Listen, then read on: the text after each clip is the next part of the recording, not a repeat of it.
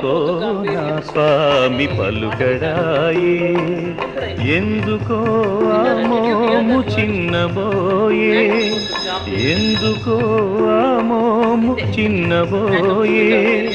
చిరునవ్వు కనరాదు, మౌనమేమో తెలియదు, ఎందుకో నా స్వామి పలుకడాయే.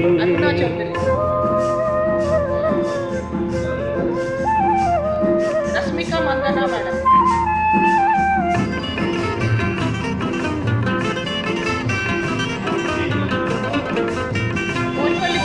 పద్మావతీ దేవి పరిహాస సమయాన నా స్వామినేమైనా నొప్పించెనా, అలకలతో మురి